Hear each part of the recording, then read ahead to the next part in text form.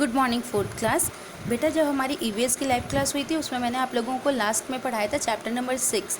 ये चैप्टर हमारा अभी इनकम्प्लीट है, तो जो वर्क इसमें रह गया था, जो रीडिंग हमारा अभी इसमें रह गया था, वो हम नेक्स्ट क्लास में कंप्लीट करेंगे। लेकिन जहाँ तक मैंने आपको पढ़ा दिया था ऑलरेडी क्लास के अंदर, वो एक बार हम रिवाइज़ करेंगे और फिर इससे रिलेटेड कुछ मैं आपको होमवर्क सेंड करूँगी जो आप लोग अपना कंप्लीट करेंगे। मैं अभी इस वीडियो में आपको ये भी बता दूँगी कि मैं आपको होमवर्क कहाँ तक सेंड कर रही हूँ। ठीक है, तो अब सबसे पहले हम रिवाइज़ कर लेते हैं कि हमने लाइव क्लास में क्या क्या पढ़ा था। देखो, लेसन 6 हमारा था types of houses. Types of houses मतलब क्या होता है, तरह तरह के जो घर होते हैं उनके बारे में हम डिस्कस कर रहे थे, जिसमें कि मैंने आप लोगों को बताया था कि कच्चा हाउसेस होते हैं और पक्का हाउसेस होते हैं। ठीक है, तो देखो पीपल, और सबसे पहले हम लोग घर में रहते क्यों हैं। ठीक है, तो हमने पढ़ा था कि है ना, घर में हम इसलिए रहते हैं ताकि हम वाइल्ड एनिमल से बचे रहें, या फिर हम लोग थीव से बचे रहें, चोरों से बचे रहें। ठीक है, और घर में रहने से हम लोग कोल्ड हीट यानी कि गर्मी सर्दी सबसे बचे हुए रहते हैं। ठीक है, फिर देखो हमने ये पढ़ा था कि अलग अलग जगह के लोग अलग अलग टाइप के घर बनाते हैं। ठीक है, फॉर एग्जांपल हमने पढ़ा था कि जो पुराने ज़माने के लोग थे वो लोग अलग टाइप के घर बनाते थे, और जो अब नए ज़माने के लोग हैं वो लोग अलग टाइप के घर बनाते हैं। फिर ऐसा ही हमने पढ़ा था कि गाँव में अलग टाइप के घर बनते हैं, शहरों में अलग टाइप के घर होते हैं। फिर हमने ये भी पढ़ा था कि जहाँ बहुत ज़्यादा बारिश होती है तो वहाँ के जो घर होते हैं उनकी छत अलग होती है, और जहाँ कम बारिश होती है वहाँ के जो घर होते हैं उनकी छतें अलग होती है। ठीक है, तो ये सब हमने डिस्कस किया था।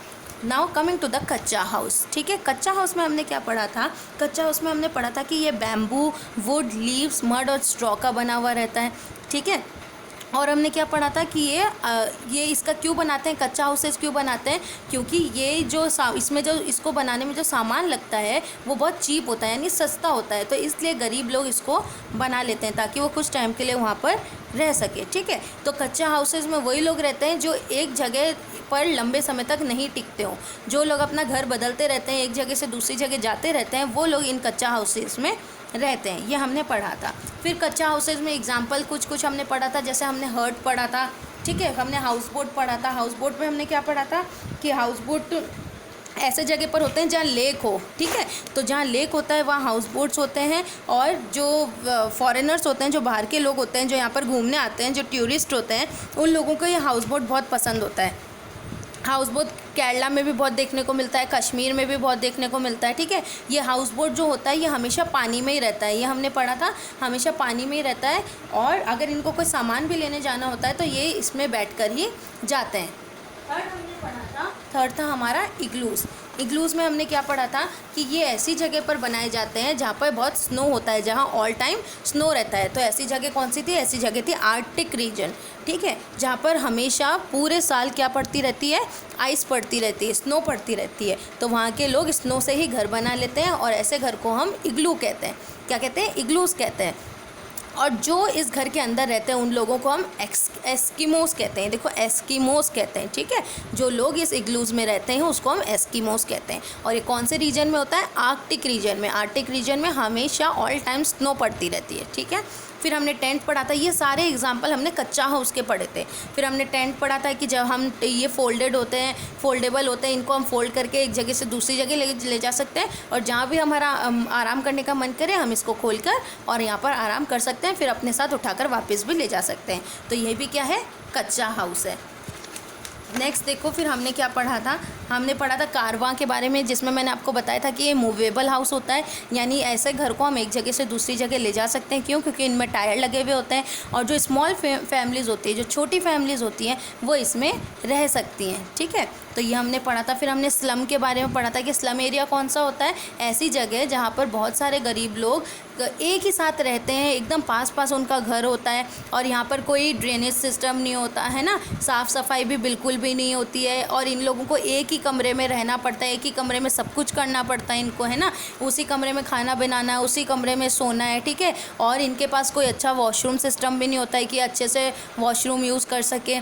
ठीक है, तो यहाँ की हालत बहुत ही ख़राब होती है।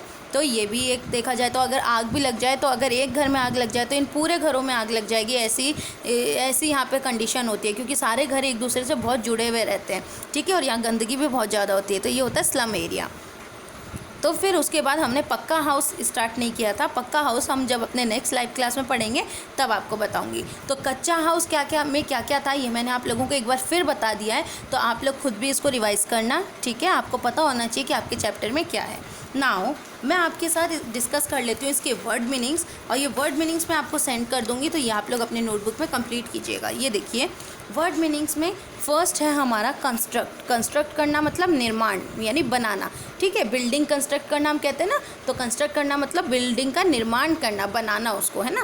बैम्बू, तो हमने पढ़ा था ना कच्चा हाउस बैम्बू, वुड, लीव्स और मड का बनता है। तो बैम्बू मतलब बाँस, वुड मतलब लकड़ी, लीव्स मतलब पत्ते, और मड यानी गीली मिट्टी, इससे बनता है कच्चा हाउस। और स्ट्रॉ यानी भूसा या तिनका, ये भी कच्चा हाउस बनाने में हेल्प करता है। और कच्चा हाउस लोग क्यों बनाते हैं? क्योंकि उसके लिए जो मटेरियल यूज़ होता है, जो सामान यूज़ होता है, वो बहुत ही चीप होता है। चीप मतलब सस्ता होता है।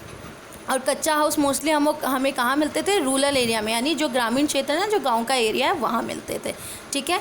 और मूवेबल मतलब जो चल फिर सकता हो। हमने ऐसा घर पढ़ा था ना जो चल फिर सकता हो, वो घर कौन सा था? वो घर था हमारा कारवां, ठीक है, जो कि एक कच्चा हाउस में ही आता है।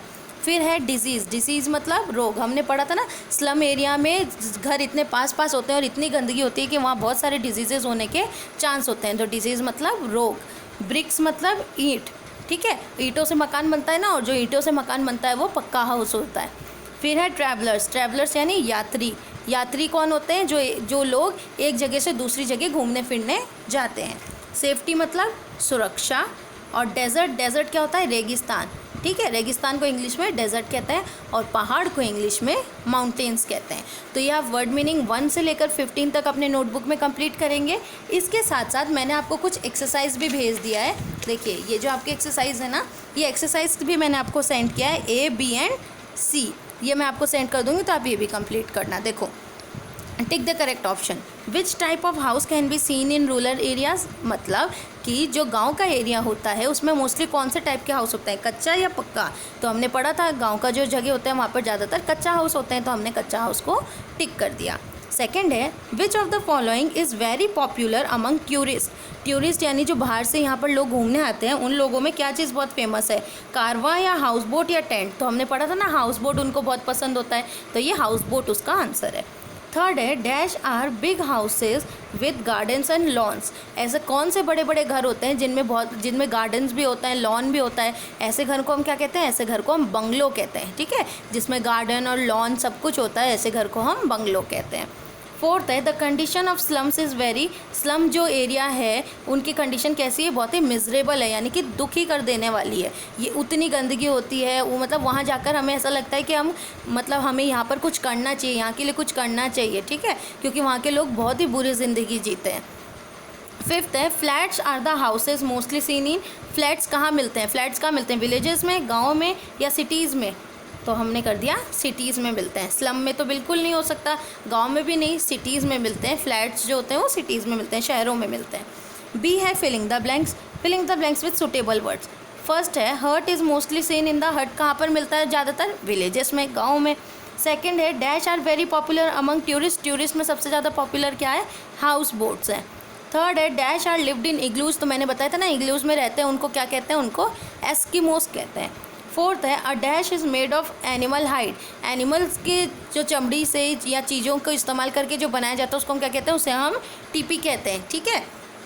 ये भी हमने पढ़ा था जब हमने टेंट पढ़ा था तब। सी है right, T for true and F for false. हमें इसमें ट्रू फॉल्स करना है। फर्स्ट है tent is made up of steel and concrete. जो टेंट होता है वो स्टील का और कॉन्क्रीट का बनता है? नहीं, हमने पढ़ा था टेंट किसका बनता है? कपड़े का बनता है, इसलिए ये है फॉल्स, ठीक है। सेकेंड है people in dal lake lived in house boat. जो दाल लेक में जो लोग होते हैं वो हाउस बोट्स में रहते हैं, बिल्कुल सही, ट्रू। थर्ड है कारवान्स आर परमानेंट हाउस। जो कारवान्स होते हैं वो परमानेंट हाउस होते हैं, नहीं, फॉल्स। फोर्थ है बंगलो कैन बी 1 और 2 स्टोरी हाउस। बंगलो एक मंजिल या 2 मंजिल का भी हो सकता है, बिल्कुल हो सकता है, ट्रू। फिफ्थ है the condition of slums is very deplorable. जो स्लम की जो कंडीशन है वो बहुत ही दुखी कर देने वाली है, हाँ बिल्कुल है, ट्रू, ठीक है। तो ये एक्सरसाइज यानी कि A, बी एंड सी आप करेंगे। इसके साथ साथ ये जो मैं आपको वर्ड मीनिंग सेंड करूँगी ये भी आप कंप्लीट कर देंगे। मैं आपको पीडीएफ में जितना भेजूँगी उतना आपको कंप्लीट करके रखना है अपने नोटबुक में। फिर जो इसके क्वेश्चन आंसर्स हैं वो मैं फिर आपको बाद में सेंड कर दूँगी। जब हमारा चैप्टर कंप्लीट हो जाएगा तब मैं आप लोगों को इसके क्वेश्चन आंसर्स भी सेंड कर दूँगी। तो बेटा जितना वर्क मैंने बोला है वो आप अपने नोटबुक में कंप्लीट कर लेना, और जितना चैप्टर हमने पढ़ लिया है अगर उसमें कुछ भी प्रॉब्लम हो तो आप मुझसे डिस्कस कर लेना हमारे लाइव क्लास के टाइम पे। ठीक है, मिलते हैं अपने नेक्स्ट क्लास में। बाय।